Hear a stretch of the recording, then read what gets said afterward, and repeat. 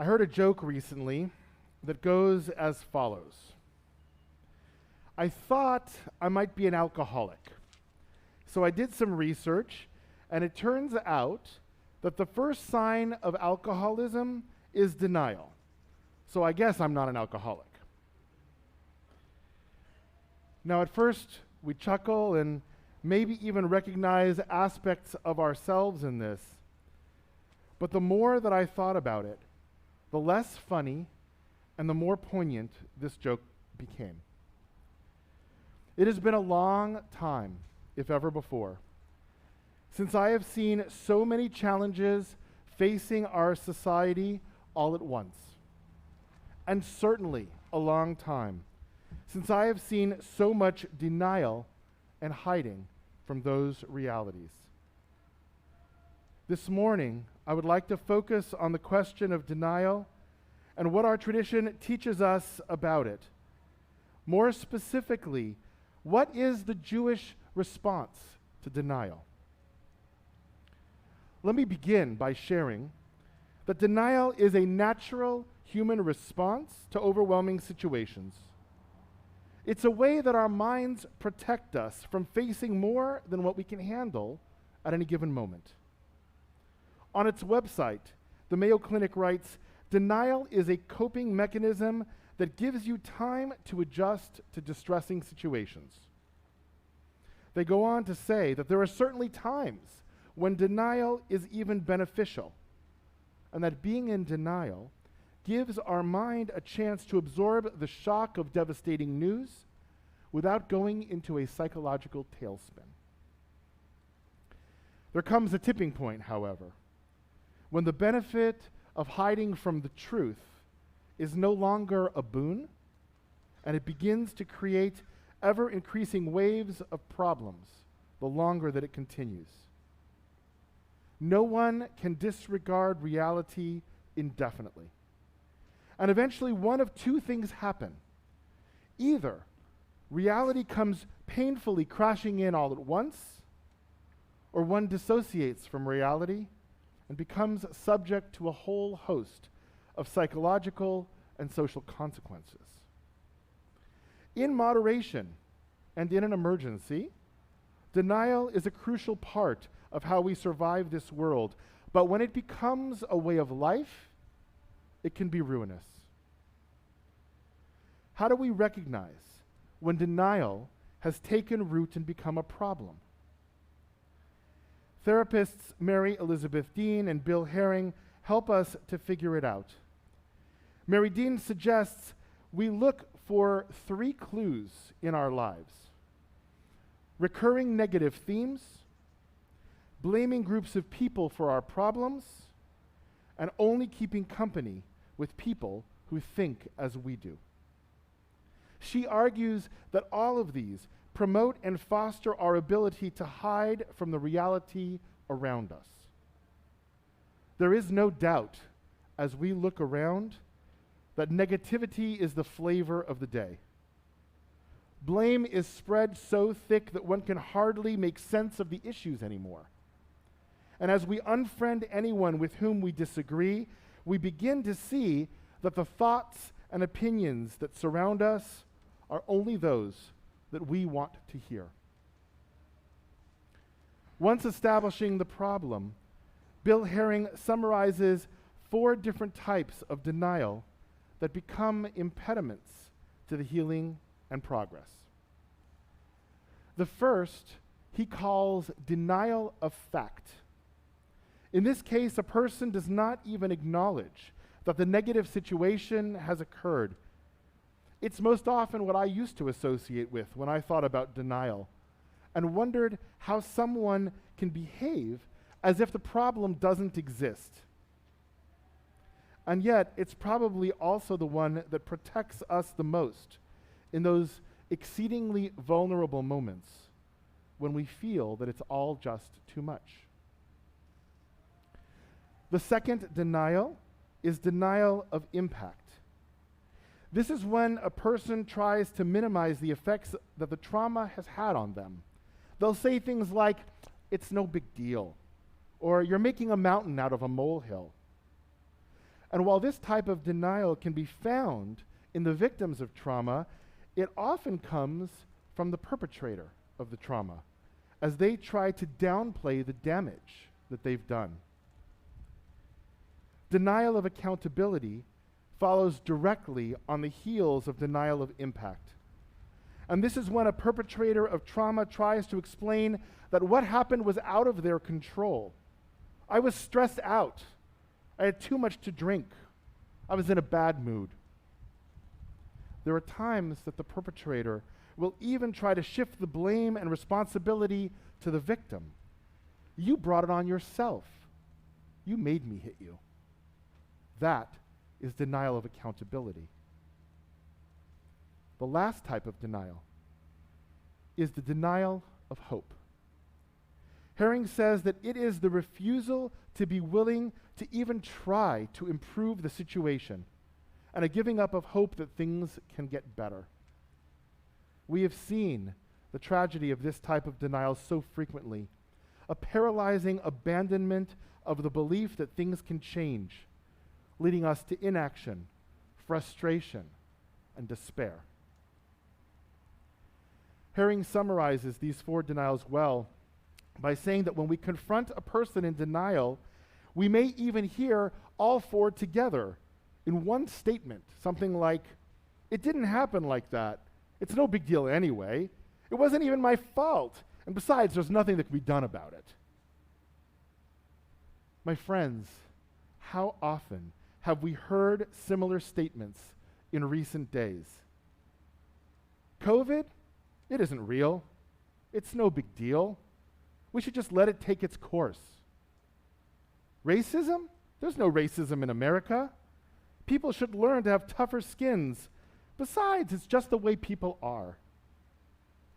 As we look around us today, there seems to be a pandemic of denial of the basic fact that the choices that we make and the words that we say impact other people and that it matters. We as Jews should understand this more than any other people in history. We have faced the brunt not only of hatred, but of the generations of denial that hatred even exists. It was denial by the people of the world that allowed the Holocaust to happen. And it still exists in those who to this day say it never did. We hear time and time again that we should have tougher skin when people are making jokes about us, and we Jews are just too sensitive.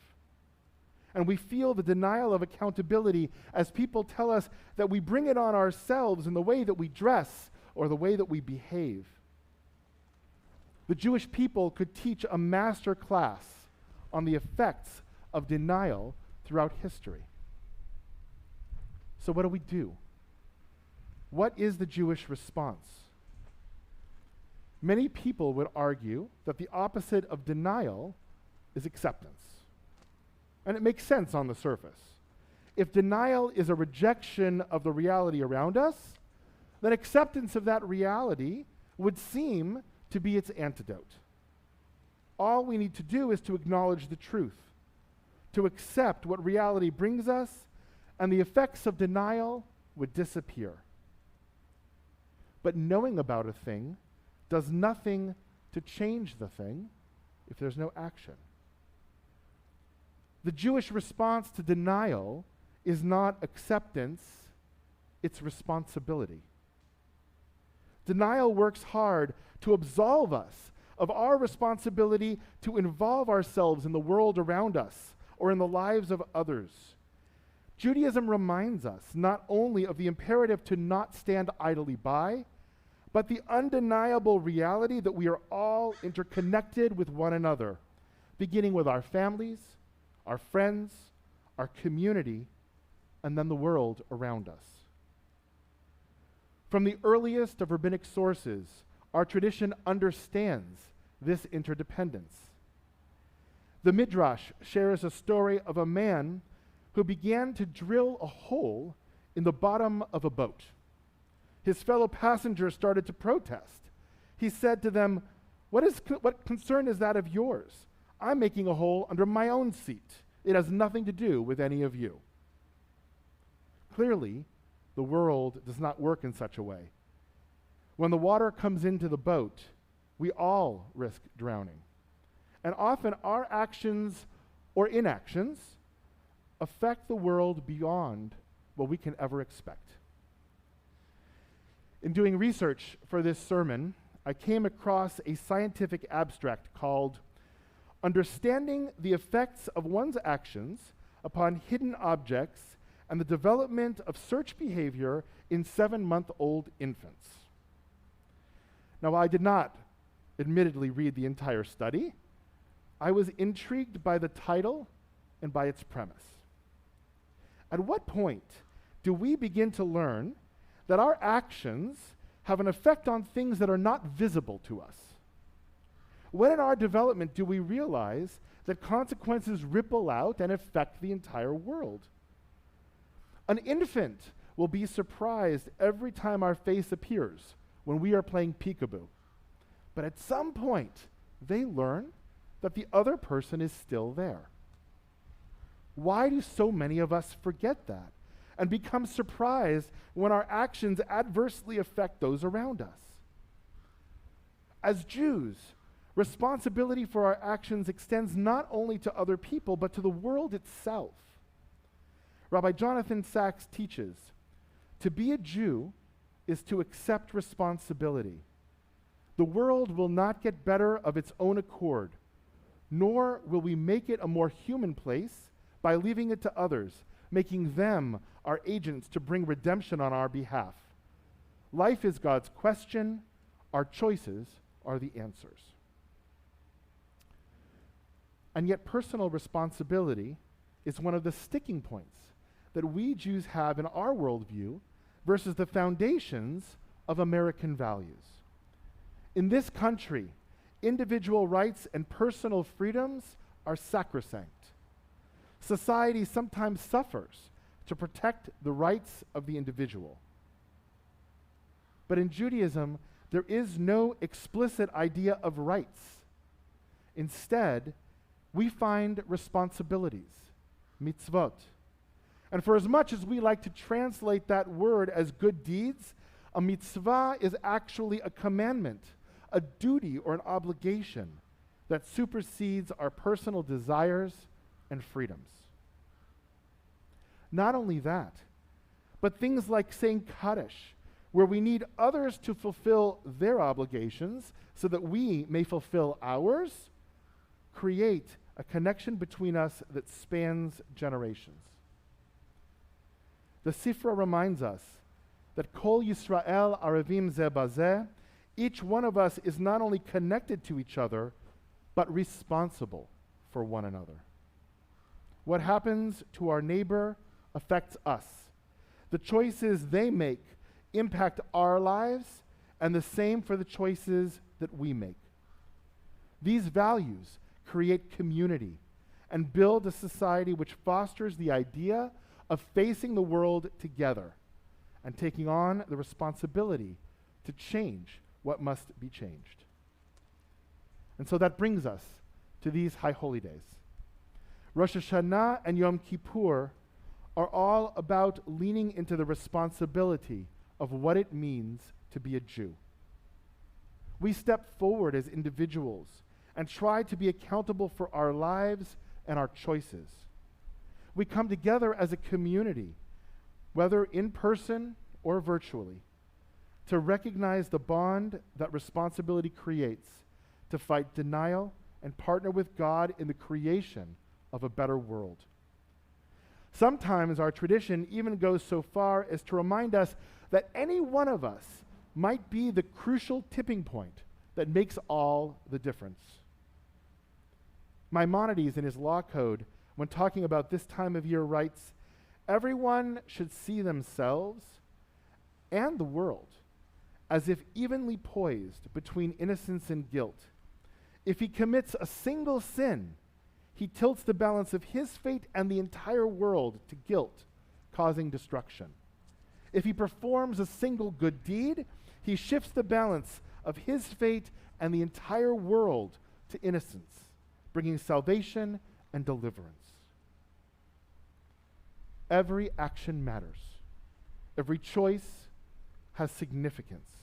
And that is why we step up to these high holy days with intention and with focus, and with a desire to set aside denial and accept the idea that we are here to make a difference, that we can change ourselves and thereby change the world. As Jews, we do that through tikkun, the concept of fixing the brokenness in the world and in ourselves. Late this summer, I had the chance to teach a class called Facing a Broken World. And we spent 3 weeks challenging ourselves not to be complacent in the face of brokenness, to even understand that according to our tradition, brokenness is a part of our creation. It is our role to address it and fix it. And to deny that brokenness is there is to deny our purpose. We discovered that Tikkun Olam, fixing the world, has 4 different aspects. Certainly, the value of social justice that is usually associated with Tikkun Olam is there, but it's only one part of what we must accomplish. We begin first with a vision that comes from the prayer Aleinu, which we will say twice today. We say, Litaken Olam b'malchut Shaddai. It's a vision of a repaired world connected to God. For many, the brokenness that we feel in our lives is reflective of a schism between us and God. Whatever our personal theology may be, Rosh HaShanah gives us the chance to consider our relationship with the divine and work to bridge those gaps. I encourage you to take these days in the comfort of your homes to think about your own connection to God. And remember that because God is infinite, there are just as many ways to connect. The second aspect of Tikkun Olam is that of peace and order. Society can only work when we have the means to live together. And so we as individuals need to come together and create a system of laws and values that guide us.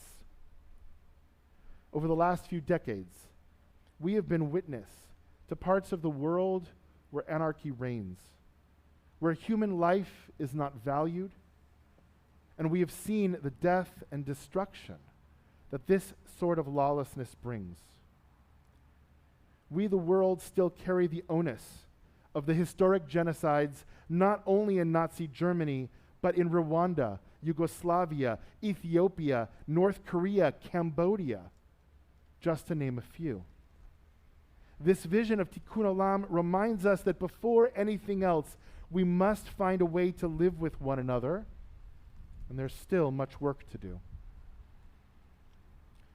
Probably the most important and most difficult vision of Tikkun Olam to execute is what we call Tikkun Atzmi, the development and repair of the self. It is the central theme of Rosh HaShanah and Yom Kippur, but it is meant to be a daily task and a lifelong goal.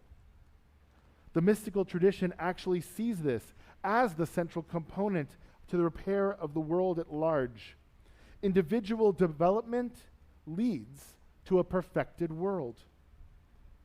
Benjamin Blech writes in the biblical source for Tikkun Olam, human life on its own, without reference to any communal context, was perceived as having meaning, since every person's actions have the capacity to affect the cosmos, and with daring audacity, even God's perceptible reality. We begin to change the world by changing ourselves and by understanding that it starts with us. This Rosh Hashanah, we have the chance to start again and to try again. It's hard work, but we really do have the ability to change and to become the person that we believe we can be. And finally, we come to the idea of Tikkun Olam with which we are most familiar in 21st century America, that of social justice. There are literally hundreds of Jewish sources that talk not about the laws of survival that we established in the vision for peace and order, but about fairness and equity in our society. From the responsibility that we have to the widow and the orphan, to feeding the poor and the way in which we interact with the non-Jewish world, our tradition is expansive on its expectations of us as Jews. We are not to be passive. We are not to be silent in the face of injustice and inequity. We are to call out prejudice and bigotry wherever we find it. As Jews, we must take our place, as we have done in the past, to fight the denial that racism exists in our country and to understand that we are not the only ones who suffer from it. To acknowledge that our African American brothers and sisters are suffering does not diminish our own or that of anyone else, but failing to acknowledge it diminishes everyone. That is the ultimate understanding of Tikkun Olam. It is for this reason that we stand in reflection on these high holy days, so that each of us can remind ourselves of the values that Judaism espouses and holds so dear. In essence, we remember that as we stand for judgment today, we must judge others as we hoped to be judged. When we accept responsibility and eschew denial, we find ourselves finally able to live up to the divine expectation to be a partner with God and making this world what it can truly be. Once again, Rabbi Sachs so eloquently reminds us, we have the chance today of shaping a world and a society built on justice and compassion. If we do it, the world will be a better place. If we do it, we will be better Jews. Shana Tova. Shana Tova. Shkoach.